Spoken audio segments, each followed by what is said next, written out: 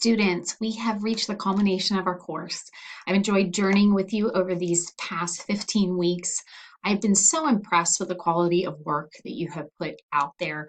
The discussion boards have been so rich, and the amount of analysis and reflection that you've invested is really commendable. I learned so much from each and every one of you. So thank you so much for letting me partake in this journey with you. Now, I know we started out the class and I said, okay, the majority of you are dual majors and not in middle school. So why are you required to take this? Well, if you think about it, many of you are going to end up teaching in Catholic schools that are often situated in a K through 8th structure. However, you're going to notice that once your students move to the middle school, things start to change. They either start to switch classes, they have a homeroom teacher, and teachers who teach specialized content. And so you at the lower end, especially in that 3rd through 4th grade time, need to help these students begin to transition to that more independent structure.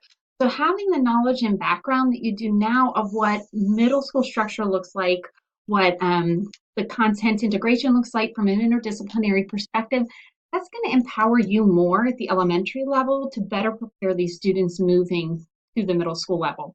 And even if you don't teach in a K-8 structure, and if you teach at an actual elementary school, your students will leave your building and go to a middle school where it's all brand new. So again, in that 3rd through 4th grade year, you're going to need to prepare these students for this pivotal transition so that they feel like they have the support already in place from things that you have done to help them make that big transition in their life. So we culminate this class with a final project on educational leadership. Whether you end up working in administration, you will all become educational leaders within your school.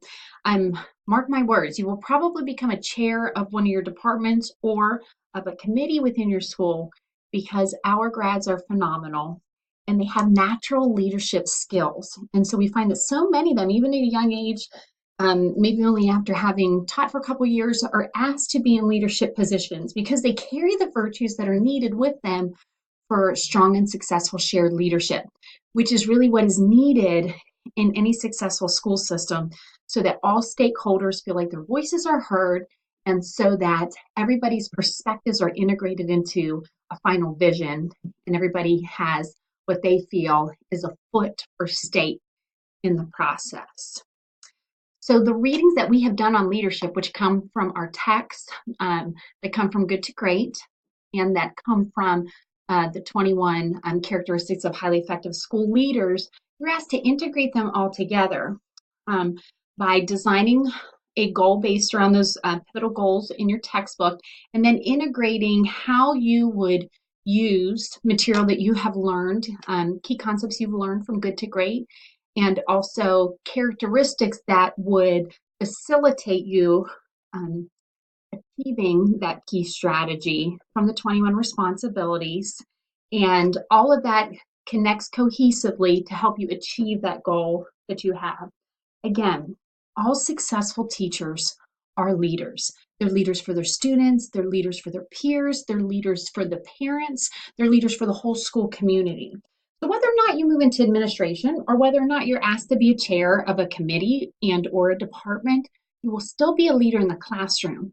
And what you have learned from our textbook, from Good to Great, and from the 21 responsibilities of effective leaders, it's going to serve you well. And it's going to serve you well whether you're in elementary school, in the special ed classroom, middle school, or maybe you go back and even get a high school licensure. These strategies, techniques, qualities, they're universal. So I hope that you find that you have gained some great nuggets of truth and wisdom that will impact you and help you to be the best version of yourself as the teacher that God has called you to be. Again, I'm so glad to journey with you through this. I look forward to seeing many of you face-to-face in future classrooms, and at the very least, I will see you during your student teaching seminar at the end because I will accompany you through your EdTPA portfolio process. So that's very nice. I get to eventually interact face-to-face with all of you. But God bless you. May you breeze through your finals. And remember, this week, all you have to do is hand in that final performance-based project, and you are completely done. Have a beautiful and wonderful summer, everyone. God bless.